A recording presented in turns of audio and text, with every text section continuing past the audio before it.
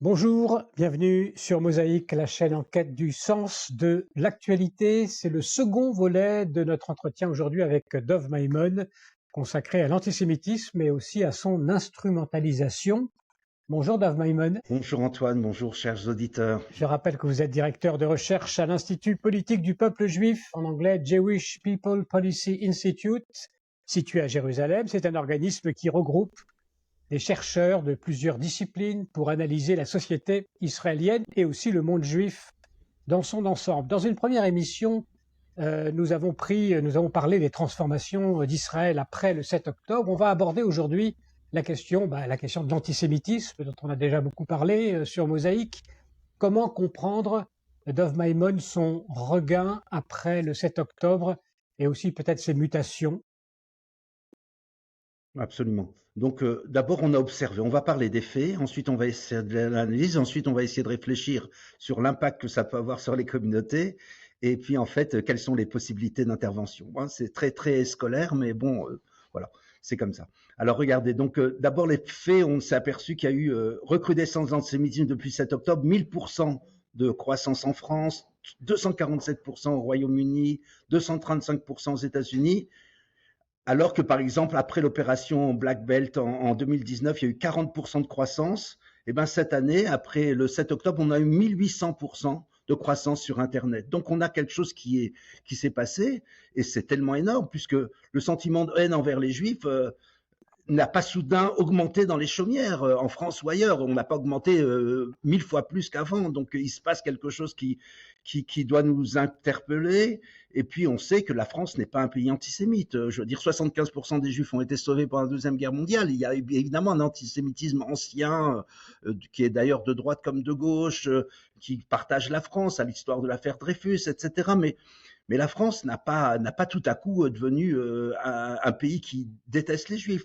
Comment ça se manifeste concrètement, cette montée de l'antisémitisme, ces actes antisémites? Voilà, on a eu bien exactement. On a plusieurs formes. On a des formes d'abord sur les réseaux sociaux, on va en parler. Puis on a des formes, des formes. D'ailleurs, c'est pas toujours les mêmes. On sait que en général, la violence anti-juive vient de personnes d'origine musulmane, alors que l'extrême droite en général, c'est plutôt du vandalisme, c'est du symbolique. On essaye de dire aux Juifs, vous êtes des pièces rapportées dans ce pays, donc on va vandaliser les cimetières, les morts, le passé. Vous n'êtes pas partie de la France vraiment, par exemple. Et puis l'antisionisme, c'est plutôt sur la gauche, on condamne les Juifs pour toutes sortes de choses. Donc il y a différentes modalités aux différentes formes d'antisémitisme. On va voir un petit peu comment parfois elles se rassemblent. Mais voilà, donc on a par exemple, en ce moment, cette année, on a eu 1180% de plus d'appels à la violence anti-juive. Donc là, il s'agit vraiment d'aller tuer des Juifs, d'aller tuer des Israéliens. Donc et tout ça, cette croissance-là, on doit se poser comme question, mais qui fait cette violence et qui sont les gens qui tirent les ficelles derrière tout ça? Comment ça se fait qu'on obtient tellement de bruit antisémite? Alors, avant cela, peut-être quand même un mot sur les États-Unis par rapport à la France. Est-ce qu'il y a quelque chose de spécifique là-bas où il y a une communauté juive, comme on le sait, la première communauté juive de diaspora? On a l'habitude de dire que America is becoming Europe. Ça veut dire que ce qu'on a vu il y a 20 ans en Europe, que les Juifs commencent à se cacher, qu'ils préfèrent ne pas parler d'Israël et de leur judaïsme ou de leur voyage en Israël avec leurs collègues, que les parents disent aux enfants de ne pas dire qu'ils sont juifs. 45% des parents en France disent à leurs enfants de ne pas dévoiler qu'ils sont juifs dans les écoles et dans les universités, etc. C'est des choses qu'on ne connaissait pas du tout jusqu'à il y a 5 ans aux États-Unis. Ça vient d'apparaître. Donc ils l'ont pris, d'un autre côté, ils l'ont pris beaucoup plus durement, même s'il y a moins d'événements, mais aujourd'hui, 46% des incidents antisémites étaient aux États-Unis cette année. Donc, c'est complètement nouveau. Il n'y avait pas du tout ça il y a quelques années. Et on peut dire, si on veut prendre une trame encore plus grande, on va voir qu'il y a l'Afrique du Sud qui devance l'Europe. Aujourd'hui, cette année, en Afrique du Sud, le président d'Afrique du Sud a fait passer une loi qui dit que toute personne qui a servi dans l'armée d'Israël devient un criminel, par exemple. Donc, c'est des choses qu'on ne voit pas encore en France. Donc, ça pourra venir. Mais ça, aujourd'hui, c'est peut-être Mélenchon qui dit ce genre de choses en France, mais ce n'est pas le président de la République. Donc, on a, vous voyez, une trame qui commence de voir. Et si on veut savoir ce qui peut se passer dans 10 ans ou dans 15 ans en Europe, on peut regarder ce qui se passe, pour les Juifs en Afrique du Sud. Aujourd'hui, les Juifs en Afrique du Sud vivent dans des genres de résidences protégées, avec des gardes 24 heures sur 24, avec des miradors, et ils vivent entre Juifs, ils vivent dans l'entre-soi. Bon, c'est un modèle de vie qui est évidemment une certaine forme de marginalisation sociale, qui n'est pas forcément enviable, mais on vit très bien, les Juifs ont une capacité d'adaptation. Le modèle même du peuple juif depuis 2000 ans, en tout cas, c'est de dire qu'on est au bord de la mer, comme ça me disait mon père. Il me disait que c'est écrit dans le Zohar. J'ai cherché dans le Zohar, j'ai pas trouvé, mais j'ai compris qu'on dit comme ça, que ça veut dire que c'est un message qui est subliminal, que les Juifs connaissent. On est devant, il y a une vague comme devant la mer qui arrive, et puis on baisse la tête, et puis on attend que ça passe. Et moi, ça m'énervait beaucoup en tant que jeune fier de lui-même et sûr de lui, et puis et dominateur. Et donc je supportais pas ce discours, mais en fait mon père avait raison. En fait, il y a des vagues d'antisémitisme. Il faut baisser un peu la tête, attendre que ça passe, et après on reconstruit sur de nouvelles bases. Donc l'antisémitisme aux États-Unis, il est pour l'instant, il est complètement. Ça ne touche pas les gens personnellement. Alors qu'en France, 20% des Juifs, d'après nos statistiques, disent qu'ils ont été eux-mêmes interpellés. Aux États-Unis, c'est un phénomène qui est pour l'instant extérieur. C'est pas encore quelque chose de personnalisé. Donc on n'est pas du tout encore dans la même chose, mais c'est tellement surprenant pour eux et ça leur fait tellement peur. Parce que l'antisémitisme était bien plus fort aux États-Unis qu'en France. Il faut savoir qu'en France, on a eu le président du Conseil, Léon Blum, on a eu Mendès France, on a eu des gens comme Badinter, Simone Veil, etc. Et on n'a jamais eu ce genre de choses aux États-Unis. Donc la France est un pays qui justement a plus accepté ses Juifs. Et donc les États-Unis, pour eux, ils ont connu à une époque où il y avait un numerus clausus jusqu'en 1945. Dans les Ivy League, les grandes universités américaines, il y avait un antisémitisme structurel. Et donc, et ça s'est changé avec le mouvement des droits civiques, pour les Noirs, et c'est passé en même temps pour les Juifs. Donc, aux États-Unis, on n'est pas tout à fait dans la même chose qu'en Europe. On le vit différemment, mais ça peut aller beaucoup plus vite aux États-Unis, parce que tout va beaucoup plus vite aux États-Unis. Alors, votre thèse, revenons maintenant à votre thèse, enfin, ce que vous constatez dans vos études, de la campagne pro-palestinienne, la campagne pro-Hamas qui se déploie aujourd'hui donc dans de nombreux pays et dans de nombreux médias, n'a selon vous que peu à voir avec l'empathie pour la souffrance des Gazaouis, qu'il y a de nombreux États et groupes d'intérêt qui instrumentalisent cet antisémitisme à des fins politiques ou à des fins idéologiques. Alors, de quoi parlez-vous? Exactement. Alors, ce que je m'apprête à exposer est familier aux spécialistes, mais peut-être moins répandu parmi le grand public. Mon objectif est de vous présenter ces données de manière conjointe afin d'initier une réflexion sur une stratégie d'intervention. D'accord? Donc, je vais présenter le premier constat. Et je vais faire deux constats. Le premier constat, c'est que les États, d'abord, on va parler, avant même de parler des gens qui nous aiment pas, on va parler des gens qui nous aiment. Alors, parmi les gens qui nous aiment, il y a notamment... oui, d'abord, il y en a moins. Non, mais les gens qui nous aiment. Emmanuel Macron, évidemment, est un ami d'Israël. Joe Biden est un ami d'Israël. Donc, mais ils ont un principe, et pourtant, on voit qu'ils appellent à cesser le feu, qui en Israël est considéré comme nous dire, écoutez, laissez survivre le Hamas. Et donc, en Israël, c'est très mal vu, et beaucoup de Juifs de diaspora partagent ce constat qu'il faut absolument annihiler le Hamas pour protéger l'État d'Israël, mais aussi protéger les pays occidentaux, etc. Donc, on ne comprend pas comment ils font. Alors, le premier constat, c'est les États n'ont pas d'amis, ils n'ont que des intérêts. Évidemment, c'est une phrase du général de Gaulle. Et même si Brigitte Macron porte autour du cou le médaillon pour le retour des otages, son mari doit veiller à éviter les émeutes dans les banlieues. Voilà, je l'ai dit d'une phrase un peu claire. Donc, si on regarde ce qui se passe maintenant, notamment le débat qui est le plus important immédiat aujourd'hui, c'est est-ce qu'Israël peut rentrer à Rafah et rejoindre l'axe Philadelphie pour éliminer complètement Yahya Sinwar, etc. Et est-ce qu'ils vont pouvoir le faire ou pas le faire? Et ben justement, ça dépend de la pression internationale. Donc cette pression internationale est essentielle pour le peuple juif. Et qu'est-ce qu'on s'aperçoit? Qu'est-ce que fait Joe Biden? Pourquoi Joe Biden fait tellement de pression sur Israël alors que lui aussi il comprend qu'Israël a besoin d'éliminer le Hamas? C'est comme ça qu'on a fait à Mossoul, c'est comme ça qu'on a fait contre les nazis. Il faut bien détruire le mal. C'est pas avec des fleurs et des chansons qu'on a libéré Auschwitz. Il y en a certaines personnes qui croient au pacifisme, mais le peuple juif a malheureusement appris dans sa chair que le pacifisme n'est pas forcément la meilleure solution. Il était pendant 2000 ans sans force de dissuasion.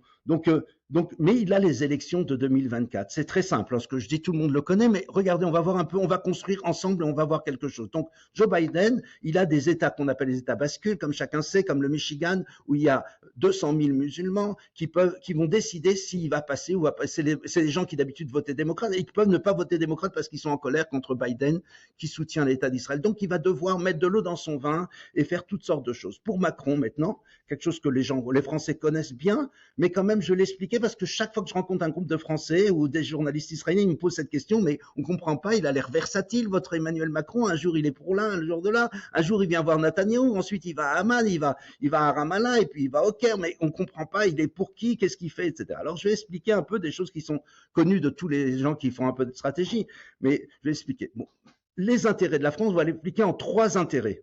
Le premier, c'est la politique arabe de la France, en plus précisément la plus grande société de pétrole au monde qui s'appelle Total Energy. Et donc, quand Macron vient voir Netanyahou, il va lui dire, écoutez, n'embrasez pas le Proche-Orient parce que c'est pas bon pour les affaires. Pour nous, on a besoin de Total Energy qui soit stable. Et ce que vous risquez de faire, c'est pas bon pour nous. Et puis, il a un deuxième intérêt, c'est 2 intérêts qui sont de politique intérieure cette fois-ci.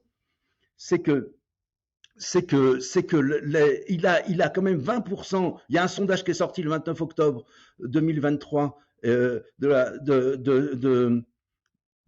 l'IFOP qui dit que 72% des Français considèrent qu'il est possible que ce qui s'est passé à Gaza pourrait arriver demain en France. Donc, ces gens ont peur. Et ça, c'est le discours de Marine Le Pen du Rassemblement national qui va soutenir Israël d'une manière inconditionnelle. Et donc, il a besoin, pour ne pas perdre ses électeurs pour les élections de 2024 de l'Union européenne, d'aller montrer à ces gens-là qu'il est aussi pro-israélien. Donc, il va aller voir Netanyahou, il va montrer qu'il est avec Israël.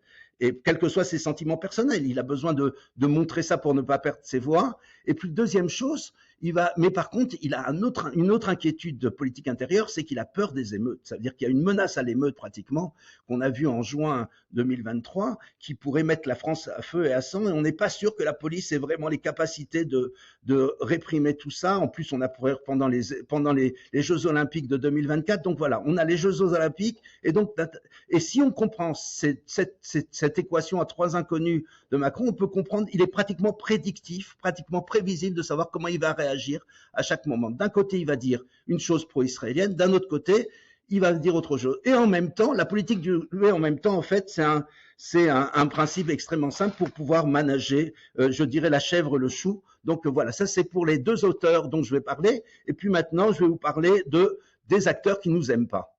D'accord, si vous voulez bien. Alors les acteurs qui nous aiment pas, c'est que le constat, c'est que l'empathie envers les enfants palestiniens et la diminution de leur souffrance ne sont pas les moteurs des principaux acteurs. L'Iran, le Hamas, le Qatar, la Chine, les islamistes, en fait, utilisent la souffrance, c'est plus une ressource qu'une contrainte. Ça veut dire qu'en fait, c'est ce qu'ils vont utiliser, c'est leur énergie, leur pétrole, leur gaz qui fait marcher leur machine. Donc ils en ont besoin et ils utilisent. Évidemment, comme vous pouvez bien le penser, Antoine, et tous les auditeurs, on ne mise pas sur un cheval qui perd. Ça veut dire que si les gens considèrent que l'antisémitisme est porteur, c'est parce que l'antisémitisme est porteur. Ça veut dire que derrière ça, il y a quand même, si les gens s'il n'y avait pas du tout d'antisémitisme, monter la haine antisémite ne fonctionnerait pas. Donc c'est vrai, il va falloir qu'on revienne sur cette question dans un deuxième temps. Alors, on va prendre d'abord les islamistes. Les islamistes, c'est les frères musulmans. C'est quand même en France, si on va prendre ce qui est le plus immédiat en France, c'est les islamistes, puisque quand même les 13 juifs qui ont été assassinés en tant que juifs en France depuis le début du XXIe siècle n'ont pas été assassinés par des gens d'extrême droite, ont été assassinés par des extrémistes musulmans. Donc, bien sûr, tous les musulmans ne sont pas antisémites. D'ailleurs, loin de moi de dire une chose pareille. J'ai travaillé pendant 10 ans avec les musulmans et j'ai construit énormément de groupes avec les musulmans. Il y a des choses on partage énormément de choses en commun, etc. Et maintenant, ce qui se passe par contre, c'est qu'on s'aperçoit que le pourcentage de musulmans dans une population, dans un pays, est prédictif du nombre d'incidents antisémites. Donc, qu'on le veuille ou non, il se passe quelque chose. Dès qu'on construit une mosquée quelque part, les juifs quittent le quartier. Voilà, c'est quelque chose qu'on voit un peu partout. Donc, c'est un peu embêtant, mais surtout ce qu'on veut parler, donc la démographie musulmane intéresse et suscite des inquiétudes, mais c'est pas dont ça je voudrais surtout parler. Je voudrais que, donc, évidemment, les musulmans à travers le monde ont une sympathie, une empathie pour les pour la souffrance des enfants palestiniens, et on les comprend évidemment, c'est une question fraternelle, tribale, je dirais viscérale, un peu comme les Juifs qui ont un sentiment tribal envers leurs frères d'Israël. Et maintenant, mais par contre, les islamistes vont utiliser le conflit à Gaza pour faire des manifestations, et leur but à eux, c'est d'islamiser la France. Ça veut dire de demander qu'il y ait plus, que les fêtes musulmanes soient reconnues dans l'espace public, qu'on puisse porter les vêtements traditionnels musulmans. Ils veulent en fait halaliser ou islamiser l'espace, et donc ils vont vouloir mobiliser les immigrés pour que les immigrés qui normalement sont des gens qui veulent vivre tranquillement en France, eh ben on va les utiliser, on va les mobiliser pour la cause palestinienne. Donc encore une fois, la cause palestinienne est utilisée comme un prétexte par les frères musulmans pour mobiliser les immigrés, les rallier à leur cause islamiste et renforcer leur message auprès des autorités. Donc et on l'a vu en particulier en Angleterre, aux États-Unis, où là-bas ils ont autorisé les manifestations pro-palestiniennes et pro-Hamas. Et là, on a vu que justement, c'était justement heureusement pour la France que, fort heureusement, en France, on a interdit ces manifestations parce que c'était un prétexte en vérité pour autre chose. Ils ont un autre objectif, les islamistes, c'est de déstabiliser l'ordre démocratique libéral. Ils ne sont pas les seuls. C'est ce qu'on appelle aussi les islamo-gauchistes. Donc, on a un autre groupe que les islamistes, qui eux savent où ils veulent aller, ils savent exactement où ils veulent aller. Il y a un autre groupe qui s'appelle en France, c'est la France insoumise, qui évidemment choisit de ne pas condamner le Hamas pour attirer le vote dans les banlieues. Donc c'est encore une fois extrêmement simple. Ils n'ont rien. C'est pas qu'ils ont de l'empathie pour les enfants palestiniens. Ça les intéresse pas forcément. En tout cas pas pour les musulmans. Je me rappelle d'une émission à vous, Antoine, où il y avait Éric Méchoulan qui a parlé de 2 500 000 musulmans qui ont été assassinés ces dernières décennies et personne n'a bougé. Les Houthis, on n'a jamais entendu parler d'eux. Jusqu'à maintenant, on commence à entendre parler d'eux. Ils ont tué 200 000 personnes pour conquérir le Yémen. Ça n'intéresse personne. Donc cette sensibilité pour la souffrance quand les Arabes sont tués par des Juifs, c'est assemblera, c'est plutôt qui tue que qui est tué. D'accord? Donc, on va prendre. Donc, qu'est-ce que veut faire l'extrême gauche? Eh ben, elle veut réussir à gagner des votes. Donc, en vérité, encore, on a dit, les islamistes, eux, veulent islamiser le monde et ils utilisent le conflit à Gaza pour pouvoir avancer leurs intérêts et mobiliser les 8 ou 10 millions de musulmans qu'il y a en France. L'extrême gauche veut des votes dans les banlieues, encore une fois, c'est très simple. Et bon, ils auraient fait utiliser n'importe quelle chose, c'est l'utilitarisme classique de l'extrême gauche qui fait feu de tout bois, évidemment. Alors on peut parler aussi, donc ça sont pour les groupes, on peut parler peut-être des États dont vous parlez, l'Iran, le Qatar, la Russie, la Chine. Là aussi, il y a des intérêts qui instrumentalisent cette cause. Peut-être que vous pouvez nous détailler un tout petit peu rapidement ces différents États. On va prendre, voilà, exactement. Donc on a, avant de juste parler de ces grands pays, donc on a ce qu'on appelle l'Alliance rouge-verte-brune, des gens qui apparemment n'ont rien à faire ensemble. Vous compreniez que l'extrême gauche, normalement, ne peut pas supporter, n'est pas pour le combat des LGBT, ni le combat des féministes, il les supporte pas. L'extrême droite ne supporte pas les musulmans, ils les voient comme leurs ennemis dans ce pays. Et puis les communistes ne veulent pas d'un pays dirigé par la charia. Donc, qu'est-ce qu'ils font ensemble? Leur seule chose qui est rassembleur, c'est la haine du juif. Mais pourquoi? Pas parce qu'ils aiment les juifs, ils haïssent les juifs. En fait, ce qu'ils veulent, c'est déstabiliser l'ordre libéral démocratique. Et si on attaque les institutions régaliennes, l'armée, la police, la justice, on va avoir une réaction des autorités. Mais quand on tape sur une vieille femme juive, ou des enfants juifs dans la rue, on va pas avoir tout ça. Donc on va réussir à attaquer la pupille la plus proche de l'État français, puisque la République s'est construite aussi au fait d'intégrer les juifs dans la France, c'est le Clermont-Tonnerre en 1791, etc. Donc c'est très important, ce droit des Juifs, et de les remettre les Juifs dans une situation de dimitude. Et ça, par contre, on dira rien parce qu'on dira c'est à cause des Palestiniens. Ils sont simplement, ils sont sensibles à la souffrance des Palestiniens et donc ils vont aller tuer des Juifs. Vous les comprenez, il faut les comprendre. Ils ont des situations. Donc en vérité, encore une fois, c'est utilisé. Alors maintenant, si on va vers les grands pays. Alors les grands pays, le plus grand acteur, c'est d'abord l'Iran, qui évidemment l'Iran, qu'est-ce qu'il gagne? Encore une fois, qu'est-ce qu'il gagne dans cette histoire? Qu'est-ce qu'il gagne à soutenir le Hamas?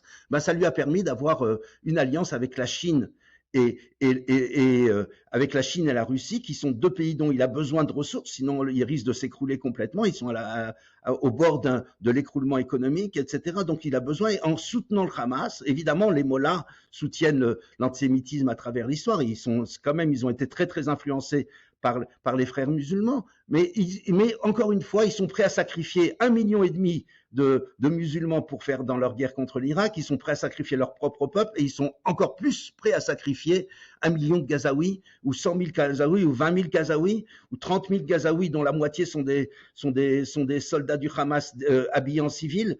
Mais ça ne les inquiète pas du tout, c'est pas leur intérêt. De même que le Hamas lui-même est prêt à sacrifier. Le Hamas ne veut pas d'État. Le Hamas investit le moindre dollar qu'il a dans la haine et la destruction d'Israël. Il ne veut pas construire une souveraineté. Il n'a pas investi dans des centres de recherche. Il n'a pas investi dans les universités. Il n'a pas investi dans des systèmes différents d'infrastructures. Non, c'est pas ce qui les intéresse. Eux, c'est détruire les Juifs et Israël. Donc leur projet, il est très clair. Encore une fois, il est complètement prévisible et ça nous permet, nous, de savoir comment ils vont réagir. On reprend donc l'Iran. L'Iran avait aussi besoin de torpiller, comme chacun sait, l'accord entre Israël et l'Arabie saoudite. Donc c'est extrêmement simple. C'est pas parce qu'ils ont de la peine pour les enfants palestiniens. Ils ont compris qu'ils, sur la proéminence des intérêts hégémoniques de l'Iran dans la région, ils avaient besoin de casser l'Arabie saoudite, leur vieil ennemi. Donc, et l'accord entre Riyad et Jérusalem n'était pas bon pour eux. Donc, ils ont torpillé. Voilà comment fonctionne l'Iran. Donc, ils sont prévisibles. La Russie, c'est les anciens, on a connu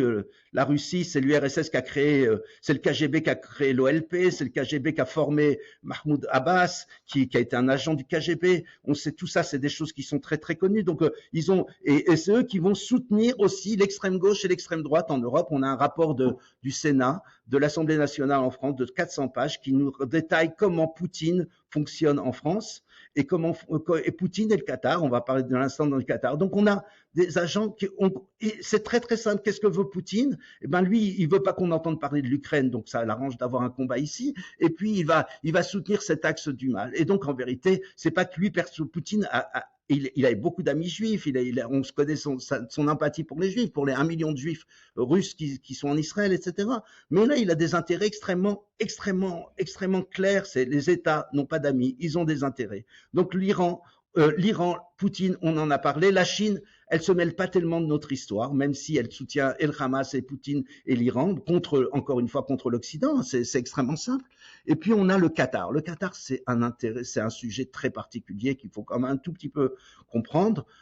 Le Qatar aujourd'hui, je vais le dire d'une phrase un peu dure, il a la capacité d'arrêter les émeutes dans les banlieues françaises et d'arrêter les émeutes à Gaza.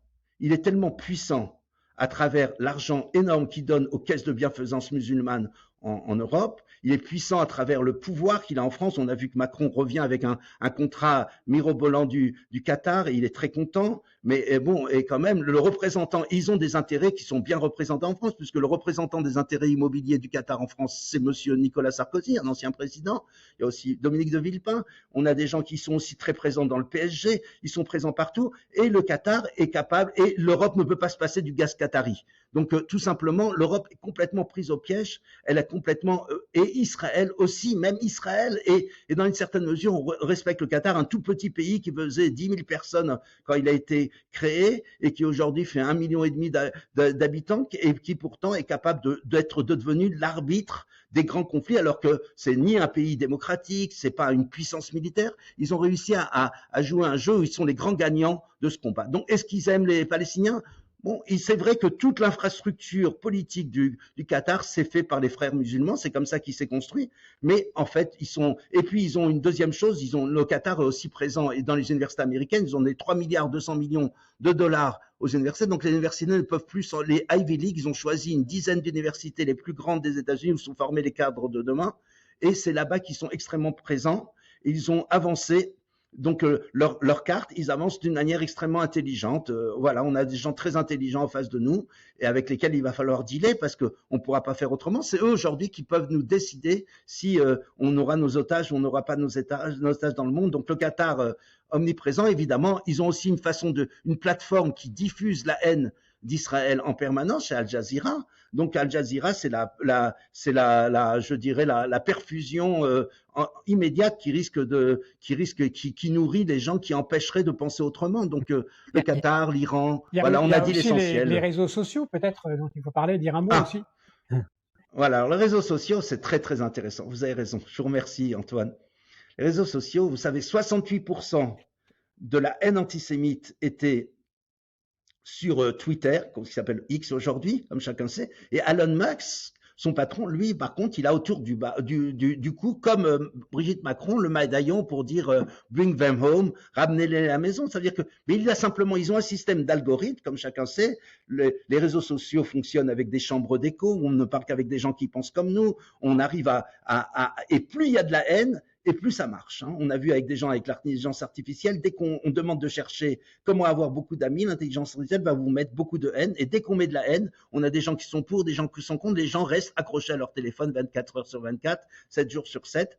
Et donc, ça fait marcher le business. On a prouvé, quand ils ont changé leur algorithme il y a quelques années, donc les réseaux sociaux n'ont rien à voir avec l'antisémitisme ou l'aversion pour Israël, envers Israël. C'est tout simplement des intérêts économiques avec des algorithmes qui font que c'est comme ça. Donc, si on veut changer ça, là, par contre, on peut intervenir. Il y a en Europe un projet qui s'appelle la DSA, Digital Service Agency, qui commence depuis janvier 2024 et qui permet un truc qui est difficile aux États-Unis à cause du premier amendement qui empêche de limiter la liberté de parole. Mais en Europe, ça y est, on peut obliger les réseaux sociaux à avoir une transparence et d'arrêter les discours de haine. Donc, on a une capacité d'agir sur ce genre de choses, au moins qui est le plus grand facteur de haine. Alors maintenant, sur les réseaux sociaux, il faut savoir que les musulmans sont 100 fois plus nombreux que les juifs. Comme chacun sait, les juifs sont peut-être 15 millions, ils sont 1,5 milliard. Donc, au niveau de la concurrence, chacun qui veut prendre sa caméra et faire un TikTok et dire quelque chose de mal contre Israël ou contre les juifs, les juifs, même s'ils sont très actifs, on a vu les juifs du monde entier,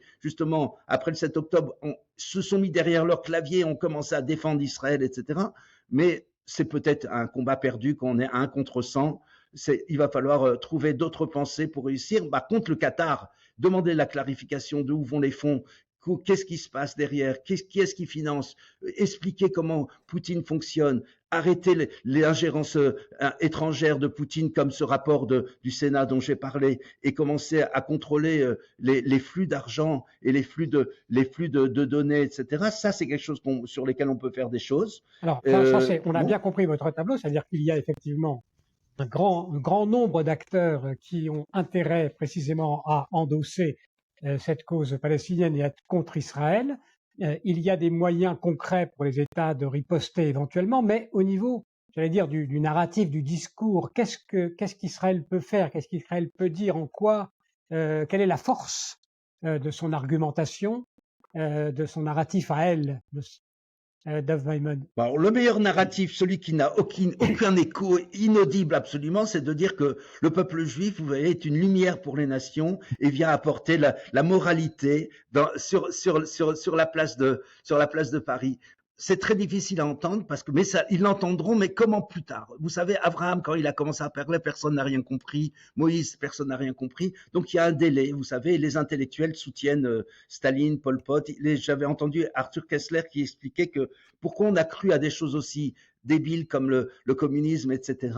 C'est parce qu'on n'était pas content de ce qui se passait et on rêvait d'une utopie. Et donc, comme on rêve d'une utopie et que donc les intellectuels ont ce genre de choses, donc qu'est-ce qu'on peut faire? Nous, au JPPI, dans le centre de recherche dans lequel je travaille, on travaille sur une stratégie de l'État d'Israël. Donc, une stratégie intégrée, comment agir sur tous les différents domaines.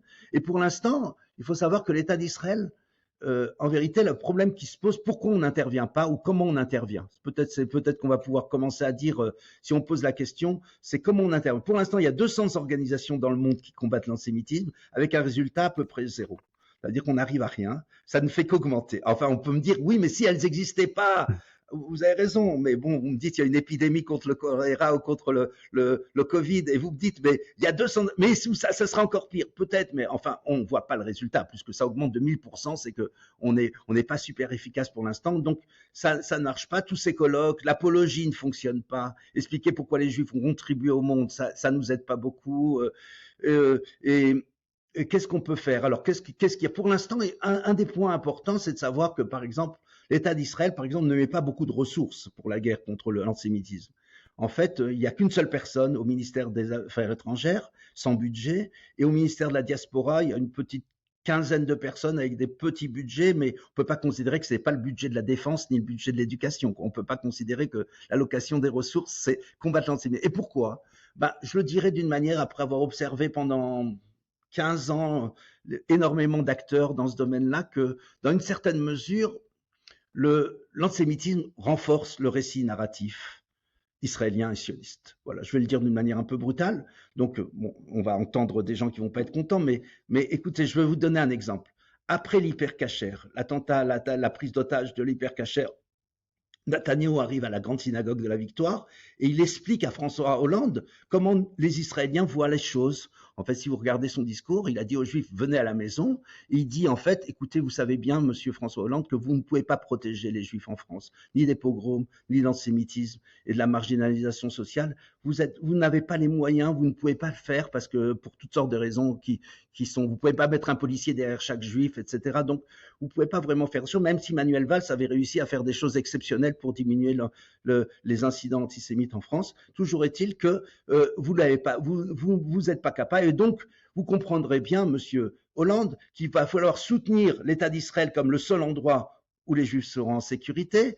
Bon, après le 7 octobre, il faut peut-être reposer ce constat. Et puis, et deuxièmement, il lui dit, écoutez, on a besoin de vous dans les instances internationales. Arrêtez de prendre des positions anti-israéliennes parce que vous comprenez que c'est la seule façon de pouvoir défendre les Juifs. Donc, l'État d'Israël n'est pas très mobilisé.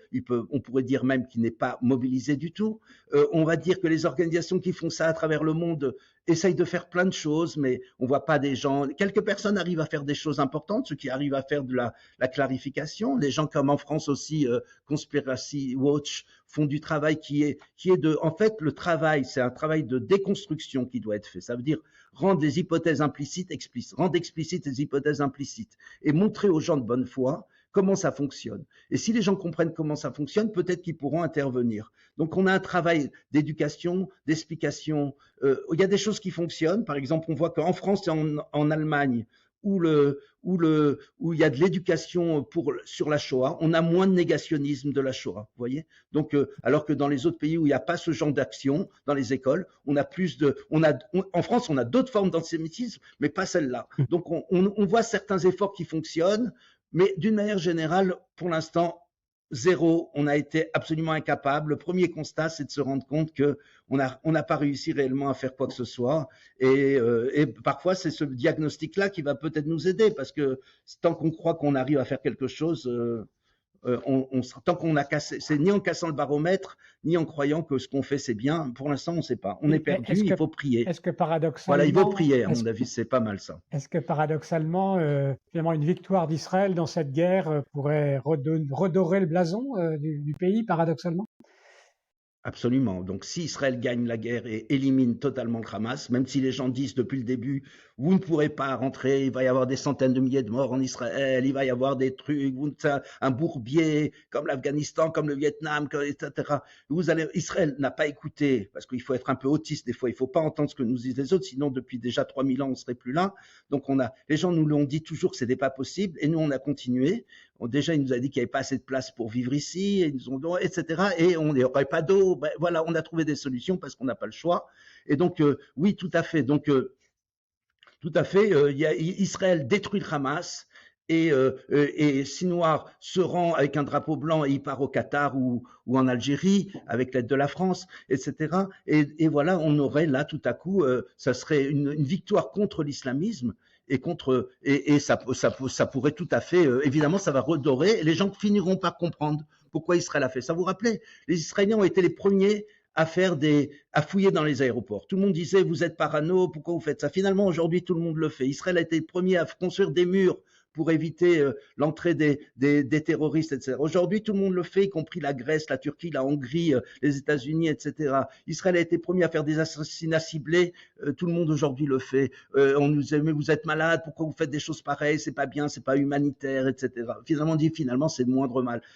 Israël a été les premiers à bombarder aux Irak. Et puis, finalement, on a attendu 10 ans ou 15 ans plus tard. Et là, Bush a écrit une lettre à Israël en disant, heureusement que vous avez détruit aux Irak, qui avait été construit par la France. et parce que grâce à ça, on n'a pas eu une guerre mondiale. Donc les gens est-ce qu'on doit être toujours est-ce qu'on doit crier avec les loups? Est-ce que les Juifs ont toujours été ceux qui ont été à contre-courant? Ben oui, peut-être dans une certaine mesure. Et à la fin des fins, les gens reconnaîtront, je vous cite la Bible, hein, à la fin des gens, les gens reconnaîtront qu'en fait, ce qu'a fait Israël, c'est le moindre mal. Et même si ça paraît aberrant et inaudible aujourd'hui, à un certain moment, on pourra comprendre à un certain moment que c'est ce qui a été fait qui devait être fait. Donc parfois, il faut avoir sa boussole morale interne et ne pas écouter les discours de la foule, des gens qui soit ne connaissent pas, soit ils ne veulent pas entendre, soit ils ont des intérêts, comme on vient de voir, qui ne sont pas les nôtres. Voilà, on arrive à la fin. Vous avez une conclusion à nous proposer? Oui, une conclusion, absolument. Voilà, la conclusion la plus importante, c'est qu'on a une force secrète du peuple juif. Bon, il y a Dieu, bien sûr, mais la prière, l'étude, etc. Mais on a une deuxième force, c'est l'humour. Parce qu'avec l'humour, on réussit à faire des choses qu'on ne pourrait pas. Alors, on avait demandé au grand rabbin Josier Zambert, vous savez, la source de vie, la télé, etc., le premier avant Mosaïque, il y a eu quelqu'un qui a commencé à faire aussi, à parler sur les médias. Et on lui avait demandé, alors, qu'est-ce qui se passe? Et il a répondu, écoutez, il n'y a que 2 endroits au monde où les Juifs sont en danger, en Israël et en diaspora. Voilà. Je vous quitterai sur cette note humoristique. Donc, le peuple juif. Ah oui, je vais quand même rajouter quelque chose très important. Puisqu'on s'approche de la fête de Pourim, vous savez qu'il y a écrit dans Megillah 14, dans la traité talmudique de Babylone 14, page 14, il y a écrit là-bas que quand Assuérus a donné sa bague à Aman, cela a fait plus d'impact sur le peuple juif et a renvoyé le peuple juif vers son Dieu et vers son identité bien plus que les 48 prophètes et les 7 prophétesses. C'est-à-dire qu'en vérité, quelque part, si on voulait voir, si on n'était pas dans une télévision, mais était dans une synagogue, alors je vous dirais en tant que rabbin qu'en fait, il est possible que malheureusement, quand le peuple juif n'entend pas le message d'amour de divin et de la beauté du peuple juif et de la beauté du judaïsme, hein, c'est quelque part c'est à travers ces messages de haine qui nous ramènent à la maison, qui nous ramènent un peu à ce qu'on est. Malheureusement, ça se passe pas forcément. Et si on arrive à entendre les messages quand Dieu nous regarde avec un sourire plutôt que quand il nous regarde avec des gros yeux, alors peut-être qu'on pourrait éviter ça. Donc si on voulait combattre l'antisémitisme, il y a plusieurs pistes. Les pistes normales, telles que je dirais au JPPI, ce serait plutôt plan stratégique de l'État d'Israël, coordination avec les envoyés spéciaux des différents pays, action sur les réseaux sociaux, et transparence au niveau des transferts de fonds, etc. Et puis la deuxième, comme dans une série, je vous dirais en vérité, il faut prier, il faut se retrouver nous-mêmes. Et une fois qu'on sera vraiment nous-mêmes, alors peut-être que c'est ça ce que les nations attendent de nous et peut-être qu'on aurait, et là on redeviendrait ce qu'on a toujours, on est appelé à être, à savoir un message de paix et d'amour pour toutes les nations et pour tous les peuples. Voilà. On n'est pas si loin que ça. Ça peut arriver en un instant. Il suffit simplement il suffit qu'à un moment les gens comprennent et tout à coup les choses ne vont pas d'une manière linéaire et les choses passent parfois par un sursaut à un certain moment où tout à coup les gens comprennent. Ils disent mais c'est bien sûr, c'est bien ça. Heureusement qu'Israël a fait ce qu'il devait faire. Ils nous ont protégés. Voilà. Merci beaucoup, Dov Maimon. Voilà, vous avez votre dracha, votre discours pour la synagogue prêt, mais merci beaucoup de nous l'avoir exposé sous une forme également argumentée pour que tout le monde puisse éventuellement l'entendre. Merci pour ces éclaircissements et merci à tous pour votre attention. Merci beaucoup d'avoir écouté cette vidéo et pour suivre nos prochaines interviews, eh bien, vous pouvez vous abonner à Mosaïque. C'est très simple, il suffit de cliquer sur le bouton ci-dessous.